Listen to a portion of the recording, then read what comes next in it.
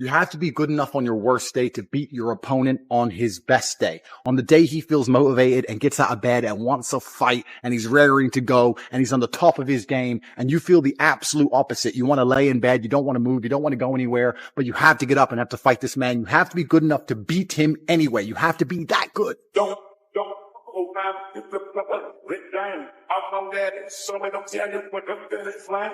I got my they don't understand and that's the same. It's something in the head. I got a bullet with your eyes go kill. So close your eyes as I stick this clock out to your fist and in your mouth. So get ready for the blood. This is one, two, kill.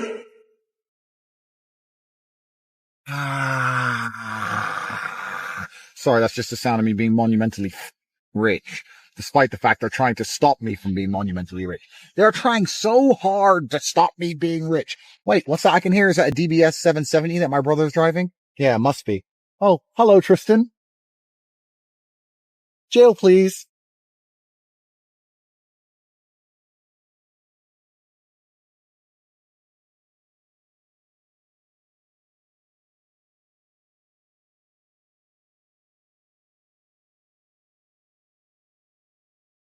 Who has? Just us two. Oh, your fault. Oh. Okay. Nathan and Andrew have been looking for a cheap hotel for well over an hour, but haven't been able to find anywhere within their budget. My unmatched perspicacity, coupled with sheer indefatigability, makes me a feared opponent in any realm.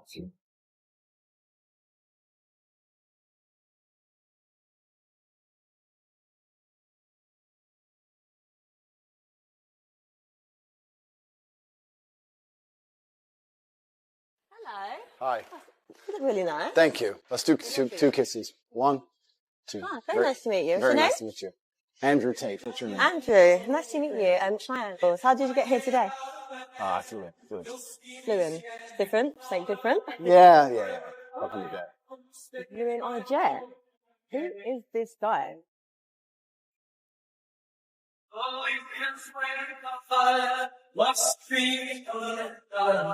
I know what comes in my mind.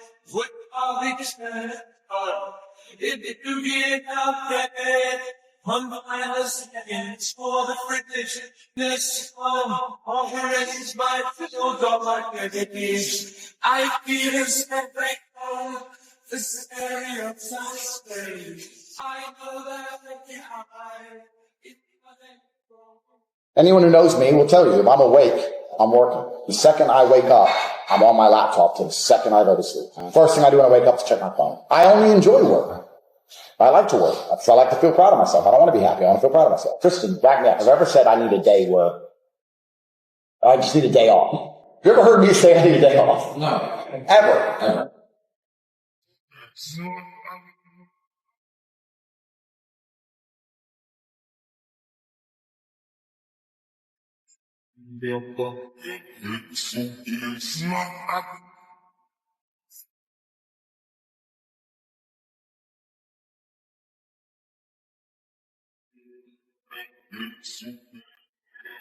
It's a nice room. No, my hotel room was broken into. I've been told my hotel room was broken into. And I know who broke into it. You know who broke into my hotel room? No. It's Andrew. I gave Andrew the key, and he broke the door.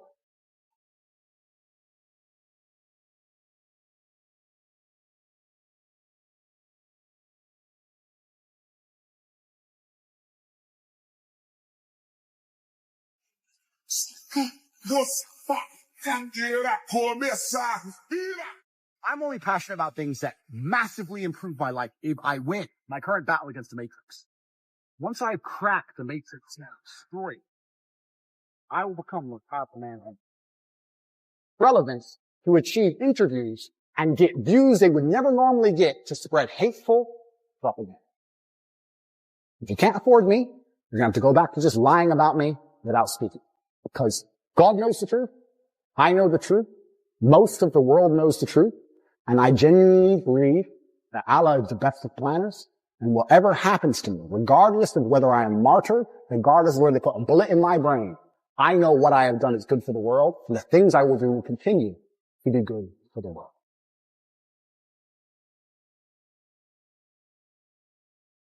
I have absolutely everything I could ever possibly desire, and if I wanted something that I couldn't have, I guarantee you can speak again in a few months, and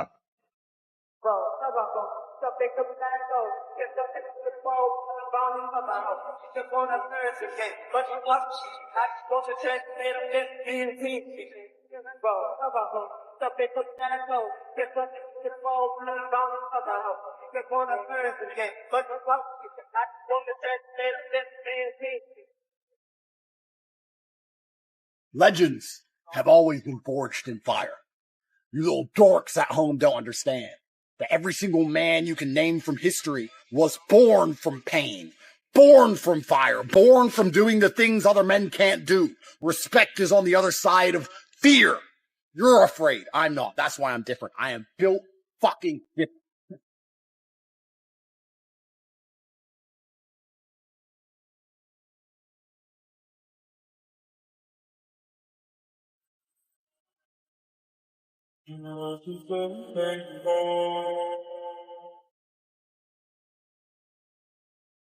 I know a killer when I see one. They set me up when I put my bag in the trunk at the beginning. I like to look in the eyes of killers. There's not many people like that around anymore in the West. So you kind of enjoyed it in a way. I mean, Russia's Russia. I got robbed in Moscow. Don't think I've ever told this story. Have I ever told this one? Let me think. Don't think so.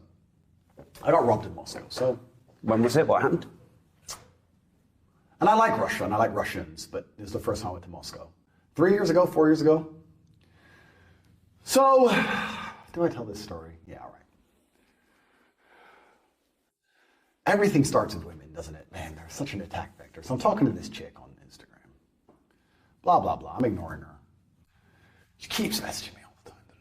Come Russia, come Russia, come Russia. I'm like, no, I'm not coming to Russia. I've got things to do. Then like 7 other baddies from Russia start messaging me, and everyone wants me to go to Russia. I'm like, why do all these hot girls want me to go to Russia? Why everyone wants me to go to Russia? This sounds like a setup. Something right. But I'm glad I can go to Russia. I can't get a visa anyway. It's too much work. Then the football game came. There was some football thing. I think it was a FIFA, I don't know, football, Euro game, something. It was in Moscow. And if you bought a ticket, you instantly got a visa to go to Russia.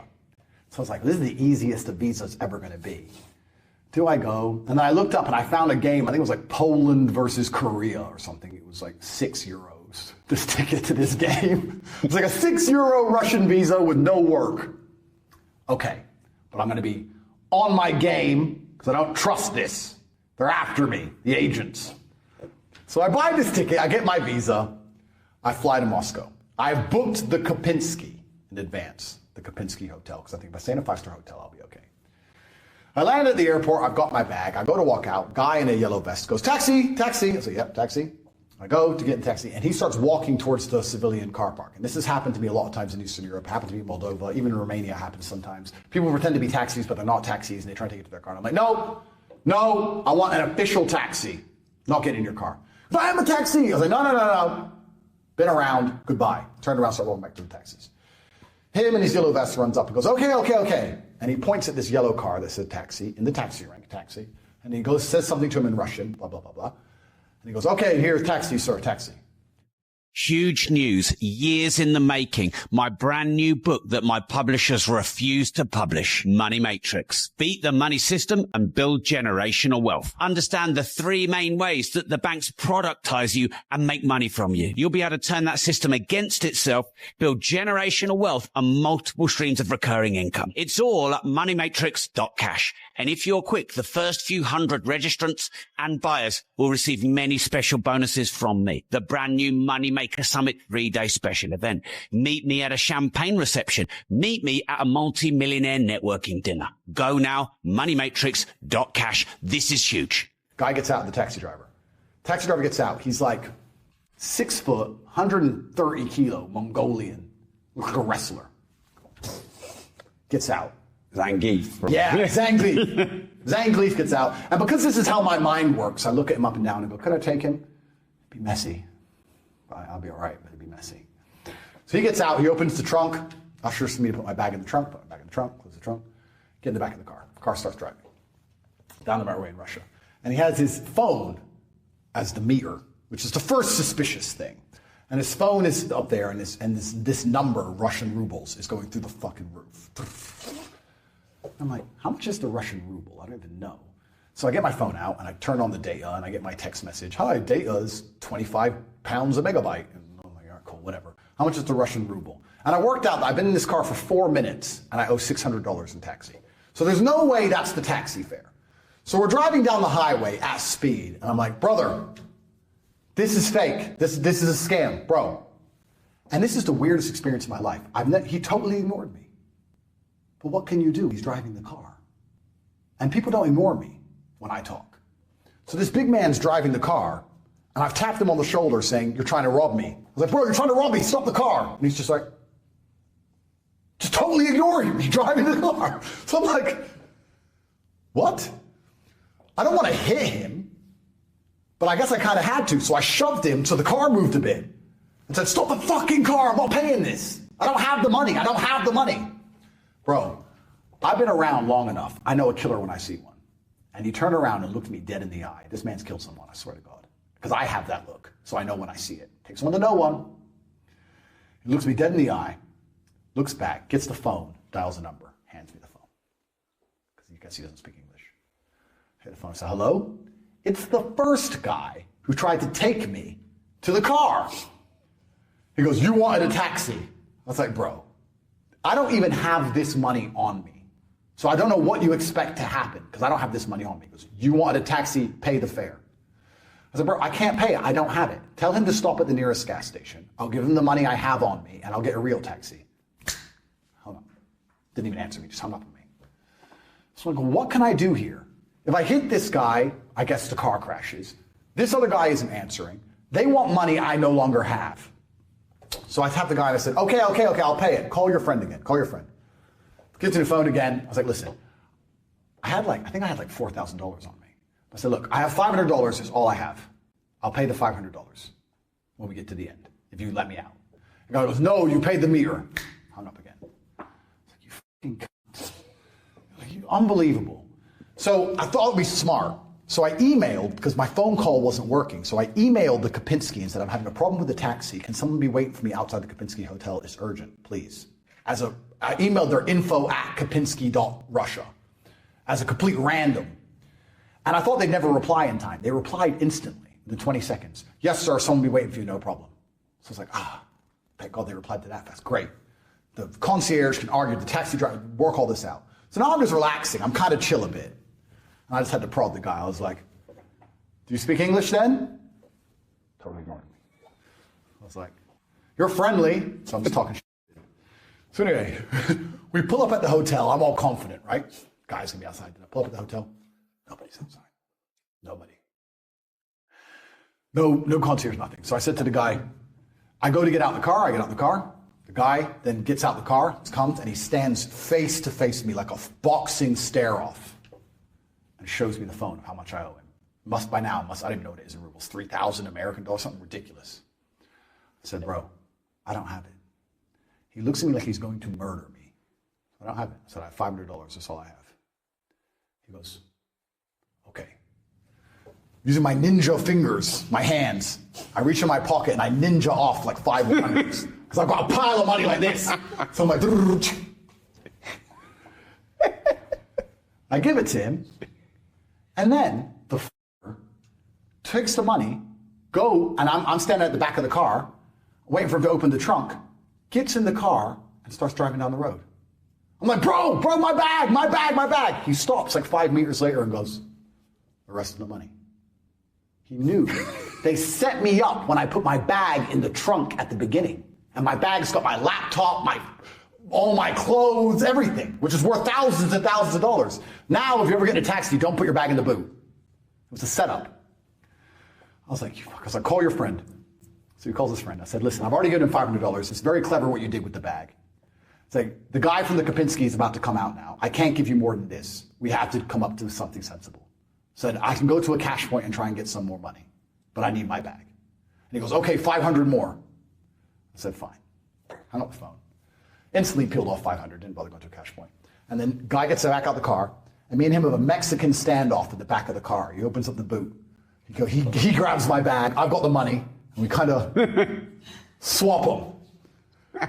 Just after we've done that, after I paid this fucker $1,000, the guy from the Kapinski walks out. Oh, Mr. Tate, do you need any help? I'm like, yeah, help. Yeah, carry my bag. You're useless. It's been 10 minutes. Where have you been? Oh, sorry, Mr. Tate. Useless. It's kind of funny because for my other 4 days in Moscow, I had a great time. I love the Russian people. They're very nice. I guess I was unlucky. But every time I left the hotel, there was like a row of taxis, and they all looked like this guy. And they'd all stare at me. And I thought, I'm so glad I paid him, because I guarantee if I got in a fight with that guy, I'd be dead by now. They're just waiting outside the Kapinski, these dudes. And the lesson is, never put your bag in the back of a taxi. That's the lesson for everybody, and that's the story. And I survived, and I had a great time in Moscow. But I'm not going to lie, it did sour things a little bit for me. I was a bit nervous, on edge. And that's how I paid $1,000 for a taxi. Turns out the official rate, which I found out on the way back to the airport, which was booked from the hotel, I think it was like $6. I got wrecked. But to lose my bag and my luggage was worth so much more. Well, and surely the $1,000, the lesson was worth more than the $1,000. Yeah, I mean, I like to look in the eyes of killers. There's not many people like that around anymore in the West. So you kind of enjoyed it in a way. I mean, Russia's Russia. In the West, you don't see that look very often. But it was a stark reminder of the realities of this world, because the realities of the world always boil down to violence. Mm. And I understand that very well. And sometimes you get a little bit comfortable. There are people who walk around through Earth. They're walking around. I can look outside right now. There's people walking around, and they don't understand that every single thing they rely on and everything they love is backed by violence. It always has been. It always will be. The whole underpinning of a civilized society is violence. The only reason we don't need violence is because there is a threat of violence. And you can nail it down to any law and regulation. As simple as a parking ticket. If you don't pay your parking ticket, they will give you a fine. And if you don't pay the fine, they will take you to court. If you don't go to court, they will take your house. And if you don't give them your house, police will come, kick shit out of you, throw you in jail. It ends in violence in all things. And it was a good reminder to understand that making a mistake, putting my bag in the back of a car, in the boot, as opposed to keeping it on me, brought me this close to a physical confrontation with probably a Mongolian wrestling champion in the middle of a street in Moscow, by myself. And it's a good reminder that violence is always so close. It's only a few steps away at all times. And the reminder that if you have enough money, you can buy yourself out of death. Well, yeah. Because if you hadn't had 5,000 or been rich, I would have been in a lot of trouble, you could have been dead. I think so. And it was good also to see that I felt nerves, but they were the same nerves I felt before I fought. I didn't feel fear, which was a good reminder as well, to know that I'm still not afraid. I get nerves because the nerves sharpen me, but I don't feel fear, which was a good thing. Mm. But I still remember his eyes. I don't think I've ever been looked at like that in the West. And that's another thing that we can tie back into our whole conversation we just had about how certain societies still operate in a certain way, and our Western societies are so failed. Maybe I should have told him about LGBT and feminism, and he might have let me go. Maybe I should have said, this is bad, this is misogynist. Maybe I should just talk some garbage, and he would have let me off. Or is the brutal reality of the world men who are prepared to die for an idea? And his idea was I owed him $6,000, and he was ready to kick the shit out of me for it. And that's the bottom line of all ideas.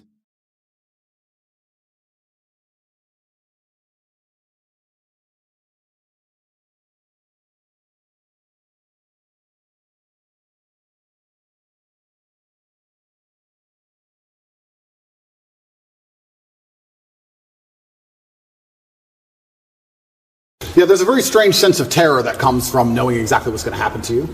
There's a strange sense of calm that comes from it also, but in the middle of the night, when you can't sleep, sometimes you feel happy knowing what they're trying to do to you, and sometimes you feel terrified knowing what they're trying to do to you. I think I'm very happy. Every single podcast I did previous to this, I hammered the point home, and I made it very clear that they had the intention of trying to put me in jail. I said, there's 3 lives. They try and cancel you and slander you and destroy your name. They don't just want you to disappear from the internet. They want you to disappear from the internet in a cloud of shame. They have to shame you, which is why they chose the crimes they did for me, and it's why they usually choose the crimes they choose, because it's heinous. They want to shame you, and they want you to disappear with your head facing the ground and never pop up again. Obviously, they attempted to cancel me, and I became more famous than ever before. I even said to you on your podcast, and I said on other podcasts, I said, I think they made a mistake. I think when you have power and you overuse it, what happens is a rebellion. That's how a revolution starts. When you have power, you have to be very, very careful with how you use that power. The second you overuse it, there's a revolution, and we're in Romania, so they know all about that. That's exactly what happens. And I said at the time, I think I was a mistake. I think they made a big mistake canceling me the way they did. And then the second time, the second life, which I described as they try and put you in jail for no reason. Here we are in the current scenario. I knew it was going to happen. And the third one is they put a bullet in your head. So we're going to have to see how the second life plays out. And yeah, I mean, when this is all over and I win the court case and I get the not guilty, I won't be smiling. I'll be walking out the courtroom with my head on a swivel. That's the kind of life I'm living now. I'm going to be thinking, oh, okay, so their second attempt failed. Now what? Like, do I want to fly private anymore? Do I want to go that place anymore? You start to think about these things. Like, do I want to do these things? A lot of billionaires dying in plane crashes. It's strange. So it's scary, regardless of how it plays out. And I guess you just have to go with the punches and see where it lands. And God has a plan for me and for all of us, and we're just going to see how it ends up. I want to make it very clear, and I make it clear on absolutely every single podcast, I would never kill myself. I don't care what they say. I don't care what video they show you. Never under any circumstance would I kill myself. It's haram. Never. I don't care if they put me back in the dungeon, solitary confinement by myself for the rest of my human years. I would never kill myself. Ever. Ever. So if that ever happens, God forbid, do not believe whatever garbage they tell you. The chance of me killing myself is precisely zero. They have to damage my influence. They have to damage my influence. They can't sit there and let me be influential because I'm saying things that they don't like me saying. And there are people sitting around going, he's saying things counter to our message and counter to our narrative. Get rid of it. And they have a pretty standardized playbook. And this is probably one of the first times in history where their playbook just isn't working. Cancel him. He's still around. Oh, well, lie about him in the news. Just say he touches chicks. Well, no one believes it. Oh, all the comments are on his side. Everyone's calling us liars. Okay, then do it again. Then do it again. Make up a new girl. Then do it again. Find someone else. Yeah. And they keep attacking me with the same weapons, but the bullets are bouncing off. And that doesn't give me a sense of calm. That doesn't make me think, ha ha ha, I'm invincible. It makes me think, uh-oh. It makes me think, uh-oh, because human life is cheap at the top. It's very cheap. It's interesting, because sometimes I analyze myself and think, why don't I just do that? Why don't I just disappear? You know, I don't need money. I don't need fame. Why don't I just disappear? And then you have to, I was saying this to my brother, and he was like, well, Genghis Khan didn't need Vienna. Some people are just wired that way. Like, Vienna's a long way from Kathmandu. Sometimes that's just the way it is, or Ulaanbaatar, I apologize to the capital of Mongolia. That's just the way some people are. If I see injustice, and if I see things which I believe to be false, I feel like I am obligated to say the truth. I can't explain why, even if at my own detriment. What am I doing this for? Like, it's to the detriment of my life. And I've had these conversations at length with the people close to me, and we're all saying the same thing. It's always been the same way.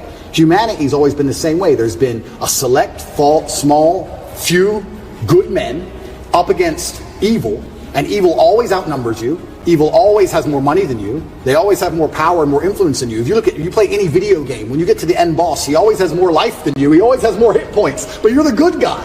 And it's kind of like, it's never been any different. At any point in human history, there's been the good guys up against the forces of evil, whatever they were of the time, and you've always been outnumbered, and you've always been supposed to lose. Well, instead of saying who, I will say, what I will start by saying is what they do. And what they do is they control information. And we now live in an information society, and by controlling information, they control how people think and act and react to things. That's all they have to do. They have to control information, and they have to be very selective with what they allow you to talk about and what they allow you to discuss and what they don't. And once they can do that, they can keep you bickering about garbage, and they can control the sensitive information, and then they run the world. So having all the information controlled and having this hard barrier on what can be discussed, that's how they can purport absolute fallacies. I think now it's been a couple years, we can probably talk about it. They psyoped the world into believing they should be afraid of the common cold. They psyoped the world into this. And if you think about how difficult that would be to do, how difficult would it be to psyop the entire population of Earth? Well, what you do is you just lie on repeat, and you don't allow anyone to say anything counter to it without hurting them the same way I've been hurt. And you just psyop them. It's actually amazing, because now I use that exact same psyop on people. I love it. I love it. So when I sit with someone who's not matrix-minded, when I sit with someone who is matrix-minded, like when the BBC walked in here, I'm like, do you all have your vaccinations? Social distancing. Did you actually? 100%. Social distancing, please. And they look at me like I'm crazy. Well, how am I crazy? 2 years ago, you were telling me to do this. Now when I repeat your own worldview to you, I'm crazy. Well, if I'm crazy, guess what? You're a fucking liar because you lied the whole time. So either you're a liar or I'm not. You know, how can I be nuts? Put your fucking mask on. If I ever talk to any of these clowns again, they're going to be fully masked up. And I refuse. I don't care if you've had 2 booster jabs. No, I want all 6. All 6 injections. I want paperwork. Or get fucked. You're not coming in the house. Get fucked. I'm scared of COVID. It's dangerous. I believe the mainstream media. I'm scared. This word you keep using, PSYOP, I've never heard this word. It's short for psychological operations? Correct. Break that down. What exactly is a PSYOP? Yeah, a PSYOP is the Matrix as a whole. It's like psychological operations are constant. They constantly decide how they want you to think and what they can do to make you believe that, right? There's a whole bunch of them they do. But it starts with tolerance. That's what I don't like about this whole guise of tolerance. It's not that I'm an intolerant person. It's not that I'm a bad person. It's not that I want to hurt other people. But when they keep pushing tolerance, what they're trying to say is have no standards or barriers or parameters for anything. That's what they want. You have to be tolerant. Tolerant of what? Tolerant of having your shop set on fire, tolerant of your kids being taught things you don't want, tolerant of crime, tolerant of your house being broken into. Like, tolerant of what? You're not allowed any hard barrier or any hard parameters as a man anymore. That's why they push tolerance. That's the beginning of it. That's the first stage. Once you accept absolute tolerance, well, then it's the end, isn't it? I'm tolerant of everything. I'll eat the bugs. Sure. You'll tolerate everything. I'll tolerate everything. I'm tolerant. Sure. So when I say things like I'm intolerant to certain things and people think that's bad, no, you need to have standards and parameters. And that's one of the reasons they also attack me. I say that men should be allowed to have standards and parameters in a relationship and in their lives. We should be allowed to decide who we want to marry, and we should have standards for her. They have standards for us. We should allow ourselves to have standards for her. We should have standards in what we'll accept from a government and standards in what we'll accept from a police force. We should have standards as men.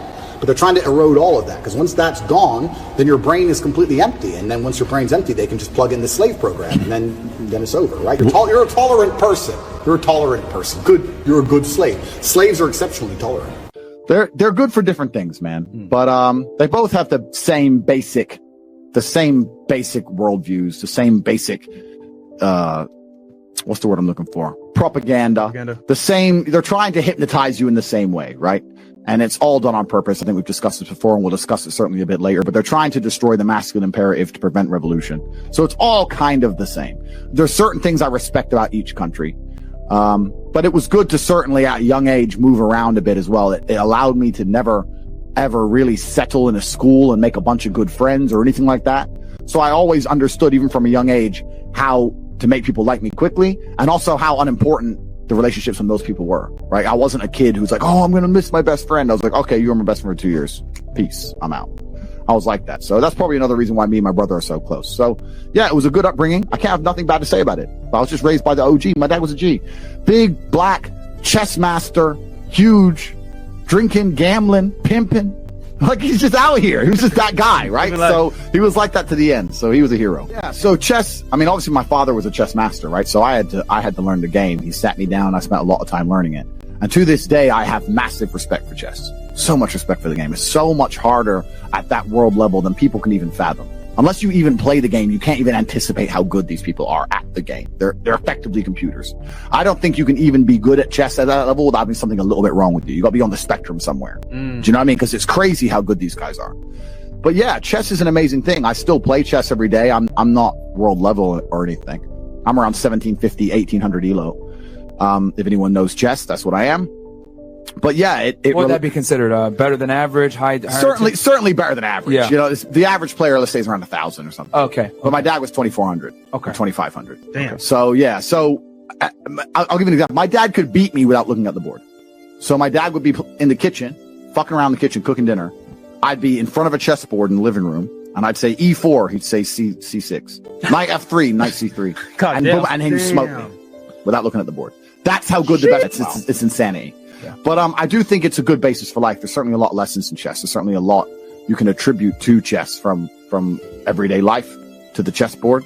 And I think it's a good grounding mechanism. I enjoy to sit down for a good couple hours, win some games, lose some games. Yeah, absolutely. So I'll give you my favorite one first. Yeah. Please do. My favorite one is the difference between the king and the queen. Right? Because the king moves one square at a time. And the queen can just zip across the board. Right? So you're here in Miami, you're partying in Miami. They got all these parties right now. It's Art Basel, blah, blah, blah. You see all these chicks on a boat.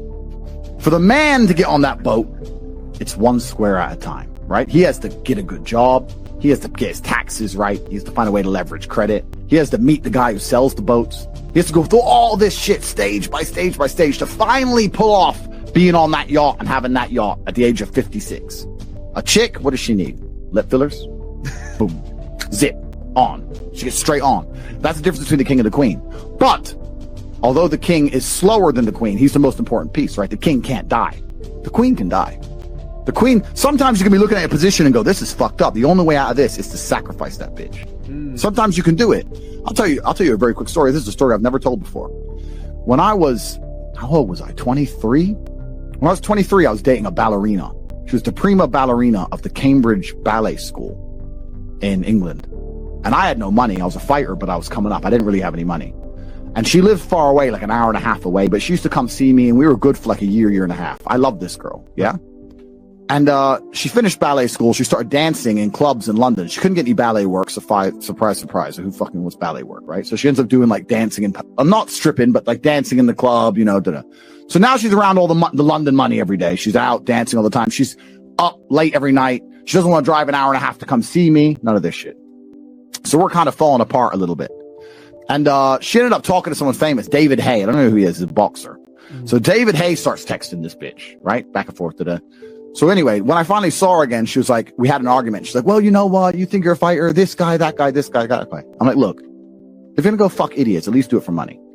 And she's like, what do you mean? I was like, well, if you're going to go fuck idiots, at least get paid because they don't give a fuck about you. Like, if you're going to play this game, at least do it for money. Right. So I had this argument with her back and forth, and I explained to her that these men are just going to use you. If you're going to do it, at least get paid.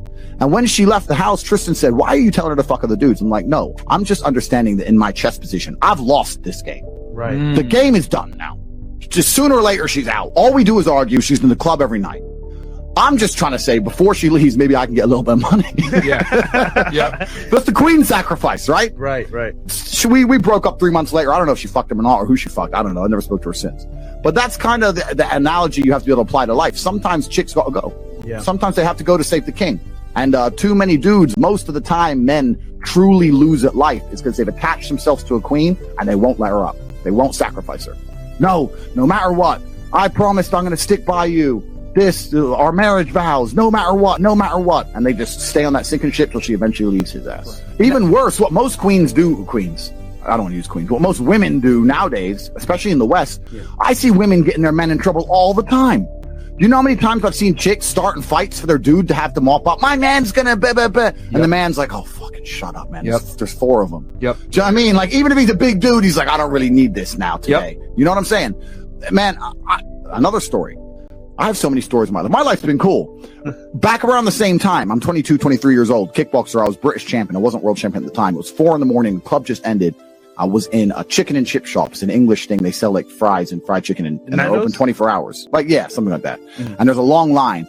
An Audi with tinted windows pulls up. These 3 big black guys get out, push it straight in front of the whole line, go straight up to the front, cut in front of 5 people and start ordering. My girl goes to me, we've been waiting here ages. I said, shut the fuck up. Shut the fuck up. She goes, you're just going to let them push in? I said, shut the fuck up. So I made her be quiet, right? Anyway, the man two in front of me, not this guy, the guy here, he couldn't tell this bitch to shut up. She's like, excuse me, there's a line. And the guy turns around and goes, you think I don't see the fucking line? I don't care about fucking line. So she starts running her mouth. Bro, this dude knocked her the fuck out. Oh, man. Whack. Clean. Out cold. By the time her man looked at her and looked back up, boom, sparked, done. Whoa. Both of them. And I stood there and watched both of them just laid out clean. Yeah, fatalities, bro. It was, I wouldn't be surprised if they both had permanent damage. It was bad.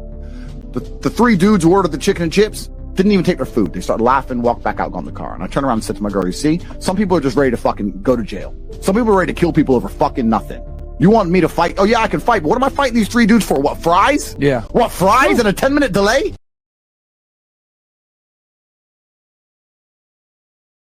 Damn. Man, and that's what bitches will get you into this shit. Yeah. Bitches will get you into this shit fast. And that's why when I see dudes saying, oh yeah, she's just my friend, you're hanging around with girls and they're not even giving you pussy and they might get your ass killed. What the fuck is wrong with you, man? Girls are a liability. They're a liability to have around you because you have a duty to protect them in some regard. I curate my experience very, very carefully. Any woman I'm around, I understand I have to protect. So she better suck something. So I ain't fucking sitting around being friends with no bitch because I've seen it. I've seen it. I've seen so many men have their ass kicked over chicks. It's incredible. 100%, man. They're a liability, and it's not necessarily just completely their fault. Yeah. But if you're rolling with a chick who won't shut up and you tell her to shut up, you need to be careful, man. And Myron nailed it. There's a big difference between fighting and violence. Yeah. Like, I'm a professional fighter, right? I know how to fight. But fighting and violence are different things. Yep. If I wanted to get violent on somebody, I just run them the fuck over. Like, forget fighting, right?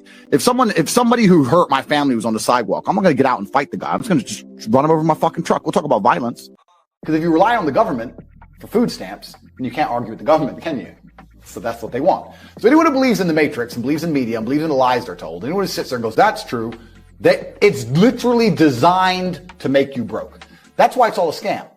Do your GCSEs, do your A-levels, get in debt, go to uni, get out, get a shit job, get a mortgage. Don't worry, when you've paid that mortgage off when you're 61, then you'll have enough money to go to Spain for holiday. Then your pension comes. Oh, government doesn't have the pension money anymore. Funny enough, hedge fund stole it. Oopsie-doops. And then you wake up one day and go, whoa, I just got fucked. So the whole scam, the whole story is a lie because they want you broke. They don't want you rich. If you're rich, you won't listen to them. So all of it's a fucking lie. And intrinsically, we all know this, right? When I pull up in one of my 30 cars to a gas station and people look at me and they see a Lambo or a Ferrari or a Bugatti or a Koenigsegg, whatever I'm driving, nobody goes, wow, he went to school. No, they think drug dealer, gangster. They're thinking he broke the rules because anyone who follows the rules doesn't get shit. It's all a scam. It's all a fucking lie. So the slave minds are fucked, but those are the only ones who are too stupid to make money. Anybody who understands that the Matrix is lying to them is smart enough. So very small percent are too stupid. Inside of our school, at the height of it, before the Matrix attack, we're relaunching now, we had 175,000 students.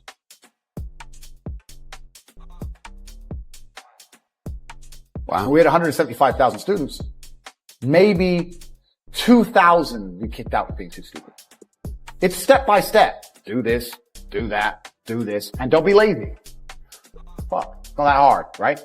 So stupid's not the problem. So we have people who are lazy, very few are stupid, but the majority, the main reason most people are broke, because they are arrogant. I will sit here and say all the things I've said. I will do this, take time out of my life for free. Somebody at home will watch and digest it for free. They will agree with the things that are being said, or at least be entertained enough to continue to watch. And then I'll say, I'll teach you how to make money online. CobraTate.com, you can join the real world. And they'll sit there and go, nah, I'll do it myself. They're arrogant. They have these egos from fuck knows where because they didn't earn it. And they're just too arrogant to listen to anybody. I became world champion by listening to my coach. I didn't become world champion by walking in and saying, I'll do it myself. That's not how you get anywhere in life. You have to listen. If Mike Tyson were to walk in, or if Elon Musk were to walk in here and talk to me about money, I wouldn't be sitting there going, I can do that. I'd be like, oh, Mr. Elon, richest man in the world. Hello.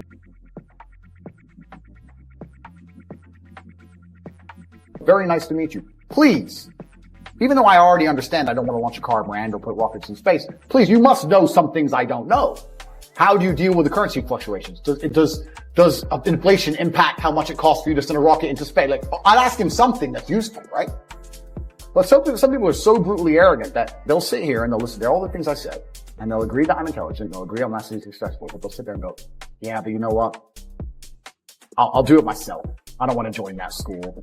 I'll do it myself. They're arrogant. Everybody's fucking arrogant. I sit with people who I used to go to school with from Luton who are still broke and tell them how to make money. And you know what they do? They answer back.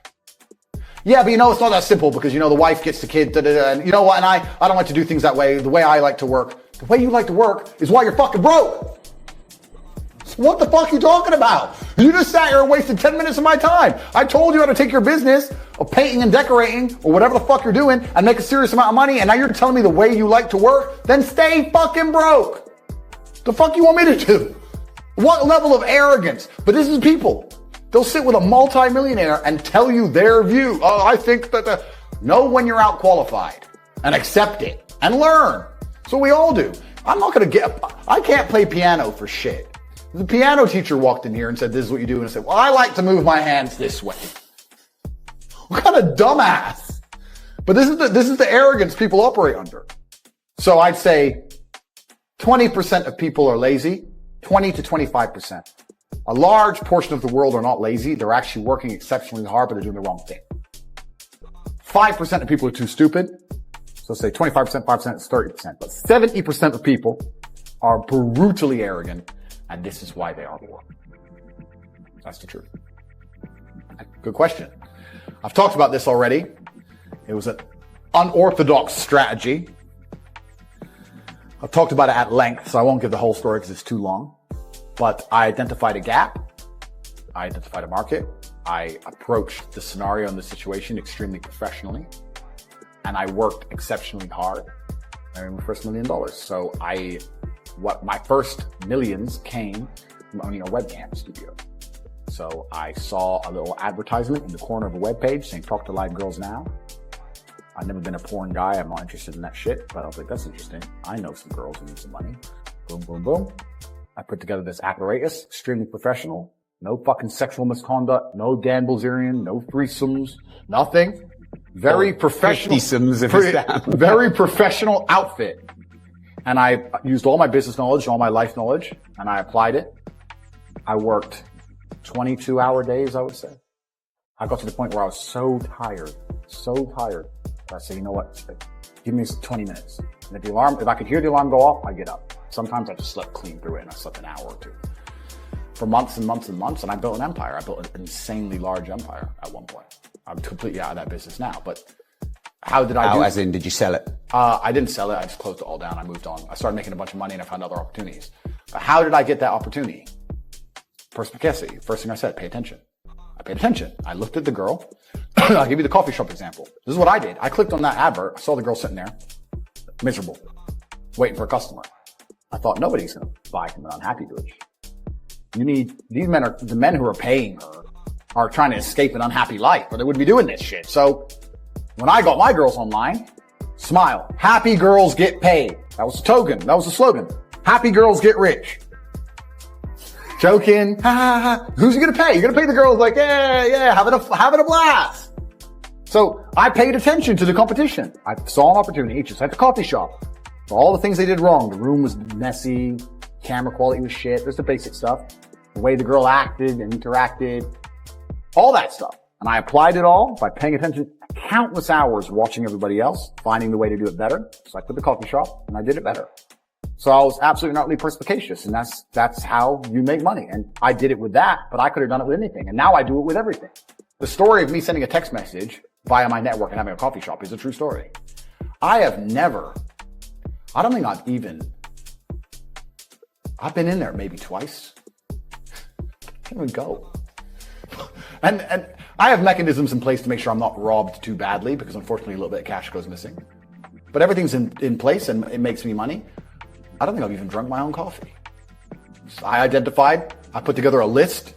It needs to be like this, like this, like this, like this, like this. I have competent people who work for me, which is very hard to find, but I do. They understand to follow the doctrine to the doctrine. And I'm getting money into a bank account. That's it. And you can do that with literally anything if you have a strong network and you pay attention. You can do anything. Even podcasts. We're doing a podcast right now. You guys are already big and successful at this. I'm telling you, you can look at the biggest podcasts in the world and still see what they're doing right, what they're doing wrong. It's just the game. That's the game. And then you have to outcompete everybody else. So you made a very interesting point there. You just said on the face of it appeared to be blatantly misogynistic. I understand that on the face of some of the long format content I've made, if you're going to take a few seconds out of hours, chop it up, put it all over social media, accompanied with my massive fame, then things can absolutely not be taken out of context. I do not hate women in any regard. I have no negative relationship with women. No women have come forward saying I've hurt them. I have no criminal record for hurting women. There's no way I can be seen as the face or the devil in regards to how men treat women on the planet. I'm absolutely and utterly the opposite. I believe in protecting and providing. I've been misunderstood. There's been large contingents of people who have tried very hard to purport lies about me. And the truth of the matter is, I've been producing content for a very long time. Hours and hours of videos been cut down to 2 or 3 seconds of clip. those clips have gone viral and people misunderstand me. Yeah, so the point I was making was obviously at the height of the Me Too scandal, and also if we look at Amber Heard and Johnny Depp, there's been a lot of high-profile cases where men have been accused of things they did not do without evidence, and their lives have been completely and utterly destroyed. Right. When I say these things, people sit and say that, oh, he hates women. I don't hate women. I think rape is disgusting. I would take a stronger stance on rape than the British government. I think these people should face the death penalty. But to sit and say that women without evidence can go forward and just make up accusations against men, even though they've been repeatedly proven to destroy men's lives at will, completely. I'm not going to sit here as a professional and say that I can't be taken out of context. What I will say is that one small sentence you've taken was from a 1-hour video where I explained that, of course, rape is disgusting. Of course, everybody should be punished for their crimes regardless of when they happen. But people are not perfect, male and female. And if you give women the opportunity to destroy men's lives without evidence, there's going to be a contingent of women who will do that. I'm trying to make a balanced and nuanced argument in a world where people have no attention span. They're going to take a few seconds, put it online, decide someone's good or bad, not be interested in the longer format video. And here I am. No, I'm certainly a person who takes personal responsibility. That's who I am as a person. But we live in a world now with TikTok videos 5 or 6 seconds long. There's no content. Because I made a religious point. I said that when a man marries a woman, the woman's father walks her down the aisle, and hands her away to the man. Traditionally, this is what it says in the Bible. I'm a religious person. I believe in God. I live in the I think my sister is her husband's property, yes. When a bride is walking down the aisle to marry the groom, the father walks next to her and gives her away. True or false? Perhaps the way the reason I'm asked that question repeatedly, and I'm asked in a loaded way. So would you rephrase what you said there? Now that's an interesting point about phrasing. The way I would say things before I was famous, I have to take personal responsibility and accept that if I make a video that 500 people see and 1% of them misunderstand it, that's not a problem. If I make a video that 5 million people see and 1% of them understand. So specifically on that point, I think my sister is her husband's property. She took his last name. She married him. She wanted to join his family. She has said it herself. Right. So she's still a sovereign individual. Listen, my friend, if you want to argue about this, you need to go back to the Bible, to the Quran. You need to argue with religious. No, I'm not talking about anything in the Bible or Quran. But that's what it says. No, I'm asking you what you think. I think that if a woman marries a man and she decides to take his last name, that they have different roles and responsibilities within that marriage, and I believe that. That's not the question. I believe the father. Don't behave like a politician. The father hands her to the man.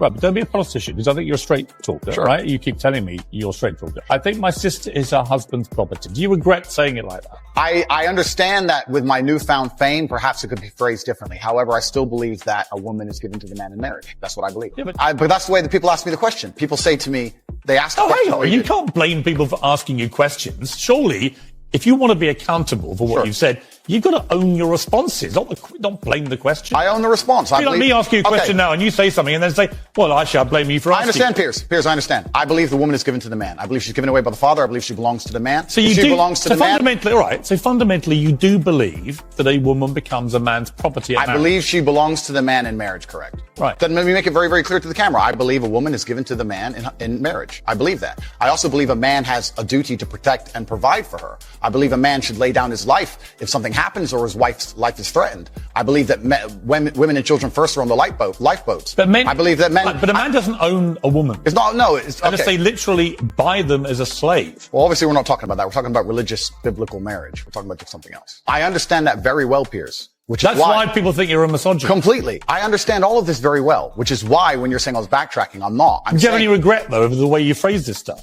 Well, this is the point I was trying to make. The point I'm trying to make is when I was not nearly as famous and I was making long format content, I was not sitting there anticipating I'd become the most Googled man on the planet and that a few seconds could be taken out of context. That was not my anticipation. No, but it's still what you believed. It's what you believe now. So what's the difference?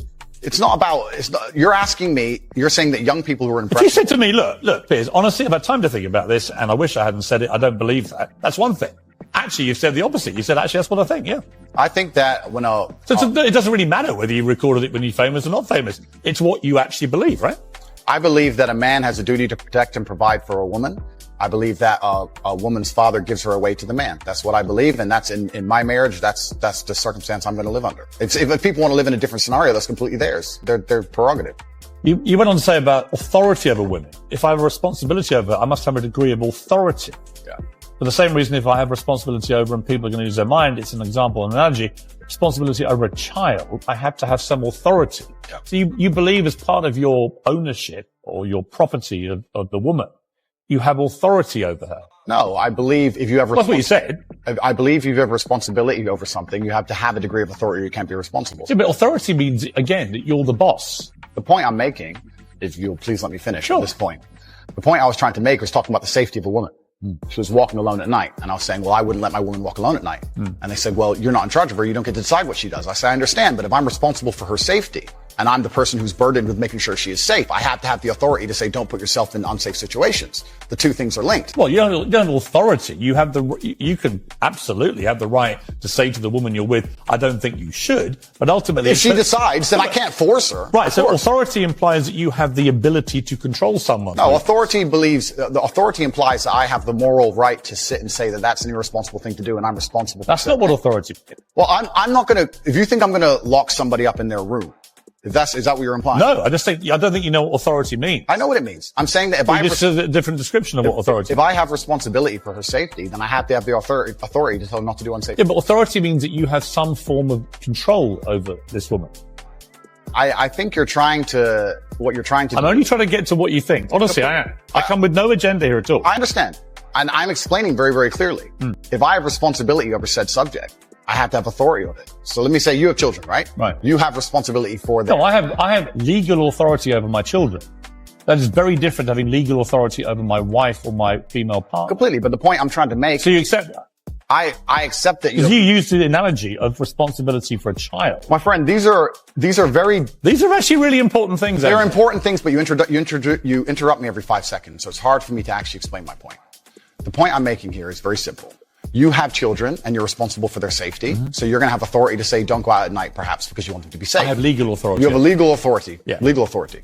I'm saying that if I had a woman and the question where you've raised this soundbite from, I was asked about protecting a woman, making sure she's safe. And I would say I wouldn't want her to go out at night on her own because I'm responsible for her safety. And someone said, well, you don't have authority over her to do that. And I said, well, no, I can't force her to stay inside. But if she were to ask me, how do I protect myself at night? I would say, well, you should stay inside. That's how you should do it. I don't have an issue with what So you we just agree. said. No. It's the semantics. No, it's not semantics. And this is where I don't think you quite get why there's a furore over what you say.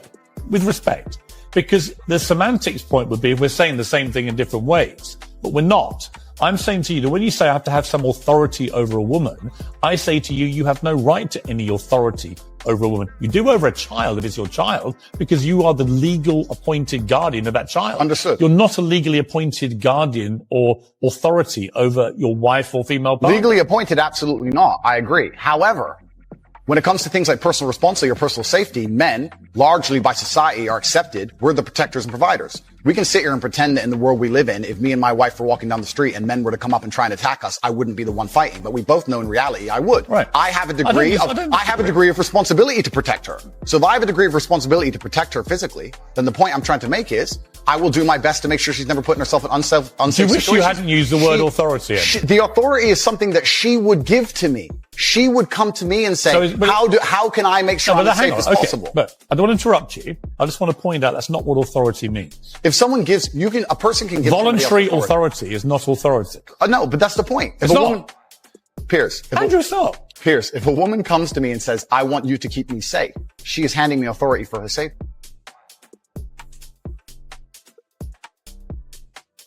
Completely. I never said one is consensual and one isn't. But why are we pretending I do unconsensual things? Because you literally say, I must have a degree of authority. I have to have some authority. And the point only if I'm responsible for her safety. If I'm not responsible for her safety, I don't have authority. If your position now is that with her permission, I would like to have authority when we go out at night to protect her. That's a different thing. That was always my position. But that's not what you said. But that was always my position. So again, I simply say to you, It is what I said, though. Do you wish you'd phrased it a different way? No, because we're talking about long format copy where I'm talking about a woman who has come to me and said, you're responsible for making sure I'm safe. I said, well, then I have to make the decisions. When an 18-year-old boy reads, I must have some authority over a woman, what do you think he thinks? Well, I understand that. And I said this earlier when you tried to say I was backtracking, which I'm not doing. I understand. No, actually, I'm not. I don't want to. Okay. I'm not trying to gotcha you. Cool. I'm trying to work out exactly what you I understand with massive fame comes massive responsibility. I understand that a percentage of the population are always going to take everything that's said by anybody out of context. Would you change the wording of what you said? No, I would just encourage people to watch my long format copy and understand it Would fully. you tell an 18-year-old boy you don't have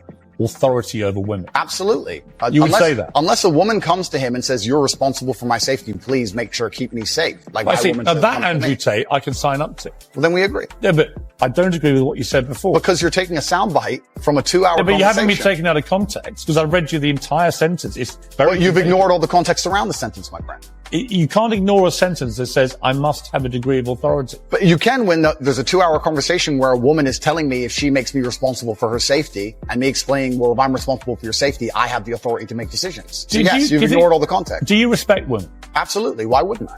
Do you think that 18, 19-year-old women are more attractive than 25-year-old women? I think there's attractive people. That's a loaded question. I don't know. Well, it's not really, is it? I can't. You know why I'm asking you? Of course I do, but I can't sit here and for say. the benefit of viewers who don't know why I'm asking, you said this. In general, this is also one of the reasons men find youth attractive. You want to blow up the internet? I'll blow up the internet right effing now. The reason 18 and 19-year-olds are more attractive than 25-year-olds is because they've been through less dick. People say, oh, you can't say that, but yes, I can.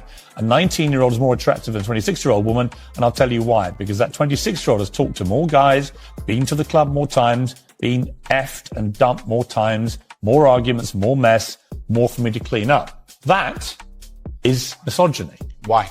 Because you are encouraging a mindset about 25-year-old women that makes them sound out to be infinitely less desirable than 18, 19-year-olds, and having effectively been having too much sex to be taken in a more respectful way. Well, firstly, even if that was the case, that wouldn't be misogyny. But what did you mean by what you said? That's not misogyny because it's not anti-women. I'm saying that an 18 or a 19-year-old woman would be more desirable. Pretty anti-25-year-old women. Anti-25-year-old women we can argue, but not misogyny. Well, that's misogyny. No, it's not. Well, being anti any woman at all is misogyny. Not when I'm saying that women are beautiful and attractive at a certain age and saying the age. You're saying 18, 19-year-olds are more attractive than 25. Well, than ageist perhaps, but misogynistic absolutely Is that not. what it? But you just accepted it was misogyny. No, I didn't. You said it was misogyny. I'm telling you, no, it's not. So you don't think if you're saying slightly hateful things about a 25-year-old... That's not slightly hateful. Well, it is. You think you say that to a woman's face if she's 25? It's not slightly hateful. When you would go up to a 25-year-old woman and tell her exactly what I just read out. Why would I walk up to a random 25-year-old woman? Because you said it in public on the internet, and it's been listened to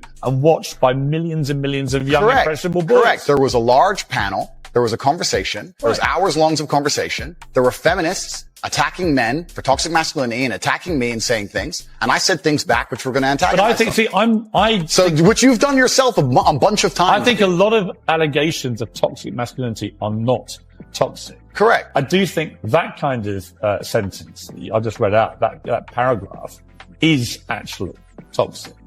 If you genuinely mean that, and you say you wouldn't say it to a woman's face, but you said it in public about women of that age, I do think that's misogynist.